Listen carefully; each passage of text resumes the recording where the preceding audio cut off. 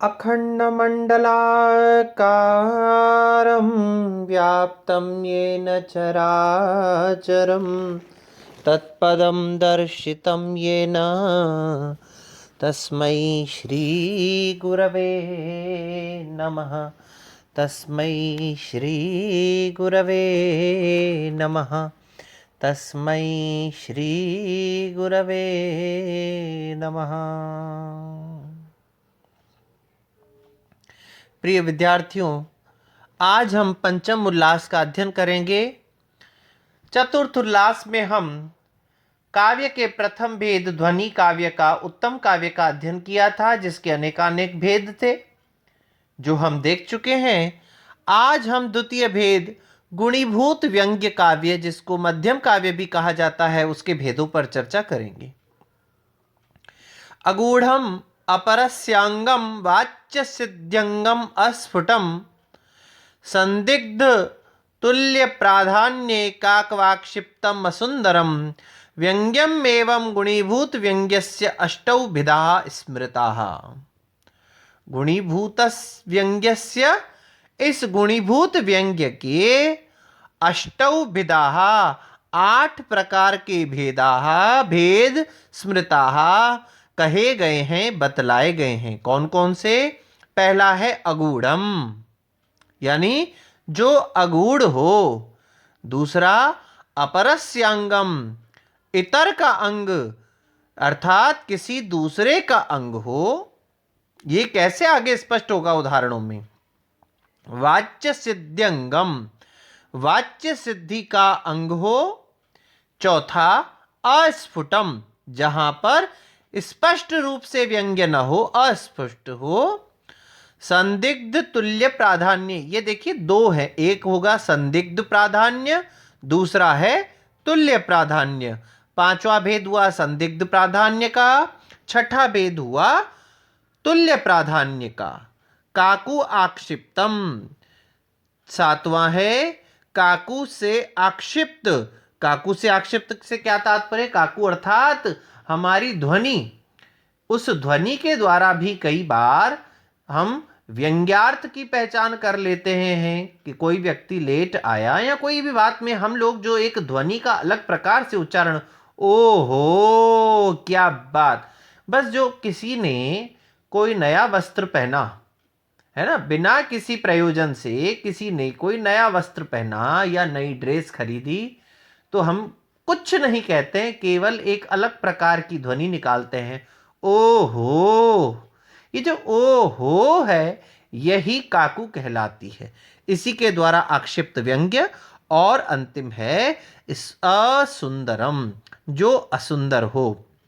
ये 8 प्रकार के इसके व्यंग्य के, गुणीभूत व्यंग्य के भेद कहे हैं। देखिए, इसमें से हम कुछ एक का उदाहरण का अध्ययन करेंगे। सबसे पहले हमने देखा जो अगूढ़ है उसके 3 उदाहरण दिए हुए हैं। यस्या सुहृद कृतति वाला, उन्निद्र कोक नद रेणु का, और तीसरा अत्रासीत फणी। दूसरा उदाहरण है अपरस्यंगम। ये अपरस्यंगम को हम देखते हैं, उसमें उदाहरण क्या दिया है? अयम सरसनोत्कर्षी पीन स्तन विमर्दनः नाभि उरु जघन स्पर्शी नीवी विसृंसन करह। जब आप इस श्लोक का अर्थ देखेंगे तो आपको यह श्लोक जो है पूर्ण रूपेण श्रृंगार रस का श्लोक लगेगा। लेकिन जब इसका अध्ययन करेंगे अच्छी प्रकार से, इसके संदर्भ प्रसंग इत्यादि को देखेंगे, तो हमें यह पता चल जाता है वस्तुतः यह जो श्रृंगार रस है, यह एक करुण रस का ही अंग है। अंग रूप में यह श्रृंगार यहां पर आया हुआ है। कैसे? इसको समझने का प्रयास कीजिए। जहां वाक्य का तात्पर्य विषयीभूत प्रधान अर्थ, अन्य रस आदि या वाच्यादि अर्थ हो, वहां पर यह जो अंग रूप में होने के कारण से अपरांग कहा जाता है। अपरस्य अंग, किसी और का अंग कहलाएगा। देखिए, ये जो उदाहरण है, एक स्त्री है, उसका पति युद्ध में गया है। अब युद्ध में जब वो गया और उसके पति की मृत्यु हो जाती है, वह वीर गति को प्राप्त हो जाता है। जैसे ही अपने पति का शव उस स्त्री के सामने लाया जाता है, यहाँ वह स्त्री स्वयं उस पति के शव के समीप जाती है, तब वहां उसके हाथ, कटे हुए हाथ को देख करके वह क्या कहती है, अयम स रसनोत्कर्षी। अरे यह वही हाथ है। कौन सा?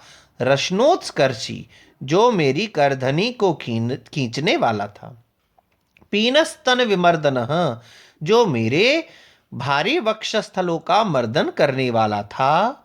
नाभि उरु जघन स्पर्शी, जो मेरे नाभि प्रदेश, उरु प्रदेश और जघन प्रदेश का स्पर्श करने वाला। और नीवी विस्त्रंसन, और मेरी नीवी को खोलने वाला यह मेरे पति का कर है।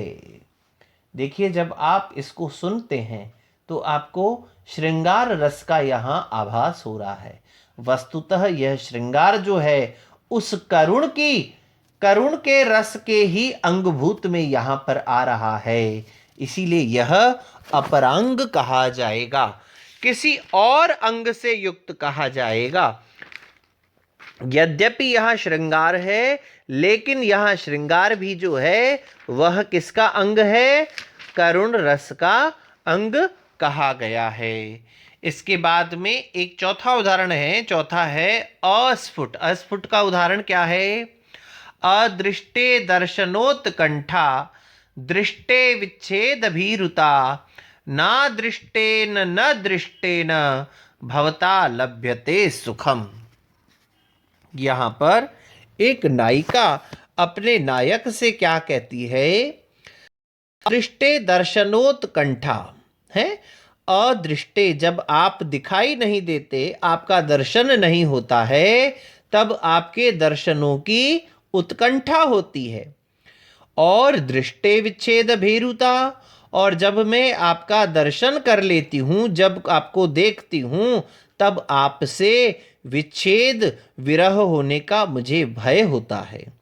अर्थात जब मैं देखती हूँ तब नहीं देखती हूँ, तब आपके दर्शनों की उत्कंठा, आपको देखने की इच्छा होती है, और जब मैं आपको देख लेती हूँ तो मुझे विरह की व्याकुलता भयभीत होती है। विरह की व्याकुलता भय प्रदान करती है। न अदृष्टेन न दृष्टेन, अरे आपसे तो न अदृष्ट में और ना ही दृष्ट में मुझे सुख प्राप्त होता है।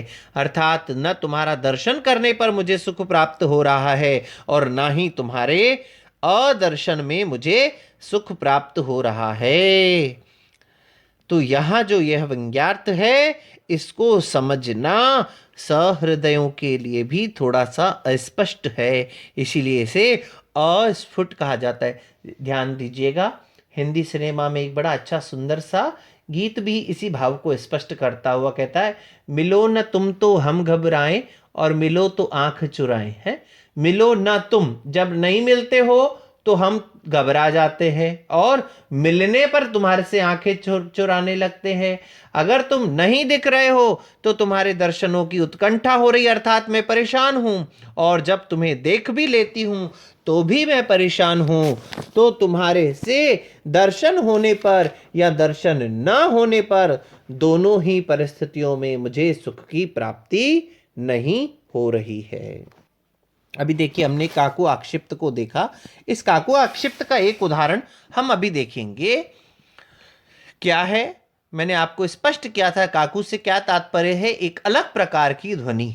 अरे वो मुझे, मान लीजिए दो लड़कों में लड़ाई हो जाए है, तो क्या होगा? अब एक ने दूसरे को मारा, अब दूसरे ने मार तो खा ली, फिर वो क्या कहता है कि अब एक बार उसको मिलने दे, मैं ना छोड़ूं तो देखना। या छोड़ूंगा नहीं क्या मैं? ये जो छोड़ूंगा नहीं क्या, इसका क्या मतलब है?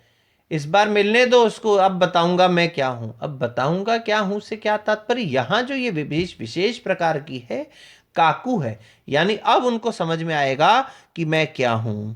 यहीं पर ही उदाहरण दिया हुआ है वेणी संहार नाटक का। वहां पर क्या कह रहे हैं? मथनामी कौरव शतम समरे न कोपात, दुशासनस्य रुद्रम न पिबामि उरस्तः, संचूर्णयामि गदया न सुयोधन उरु, संधिम करोतु भवताम नृपति पणेन। यहाँ पर भीम जो है वो क्या कह रहा है, मथनामी कौरव शतम समरेन कोपात। अरे आपको क्या लगता है हैं? यदि संधिम करो तू भवतान नृपति पड़ेन, यदि आपका राजा, ये आपका राजा किसके लिए कह रहे हैं? मेरा राजा नहीं है। यदि यह राजा, यहां युधिष्ठिर के लिए कह रहे हैं कि यदि यह राजा, आपका राजा, मेरा नहीं, देखिए इसमें भी काकू है, ये आपका राजा अगर किसी पण पर, अगर किसी आधार पर, शर्त पर कौरवों के साथ संधि कर ले तो क्या, मथनामी कौरव शतम समरेन कोपात, तो क्या मैं उन सैकड़ों कौरवों को, 100 कौरवों को कोपात, कोप के कारण से युद्ध भूमि में मंथन नहीं करूंगा, उनका नाश नहीं करूंगा क्या? और क्या मैंने जो प्रतिज्ञा कर रखी है तो उस प्रतिज्ञा के अनुसार क्या दुशासन से रुधिरम न पिवामी उरस्तः, उस दुशासन के उर से क्या मैं रक्तपान नहीं करूंगा? और किम, क्या सुयोधन उरु गदया न संचूर्णयामी, क्या उस सुयोधन की, दुर्योधन की जंघाएं अपनी इस गदा के द्वारा नहीं तोड़ूंगा क्या? अर्थात दुर्योधन भले ही संधि कर ले, किंतु मैं युद्ध भूमि में कौरवों का नाश भी करूंगा, दुशासन की छाती से रक्तपान भी करूंगा और अपनी इस गदा से दुर्योधन की जंघाओं को भी तोड़ूंगा। यहाँ जो नहीं नहीं निषेध है, यह काकू से आक्षिप्त होने के कारण से यहाँ पर भी गुणीभूत व्यंग्य का 7वां भेद कहा गया है।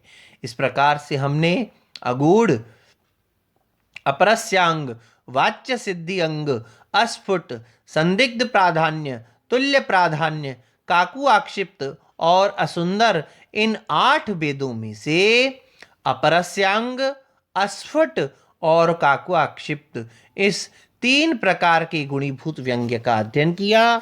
शेष 5 प्रकार के गुणीभूत व्यंग्य के भेदों का अध्ययन आप लोग घर पर करेंगे। अगर किसी भी प्रकार की समस्या आती है तो आप व्हाट्सएप के ग्रुप में चर्चा के माध्यम से पूछ सकते हैं। अब अगली कक्षा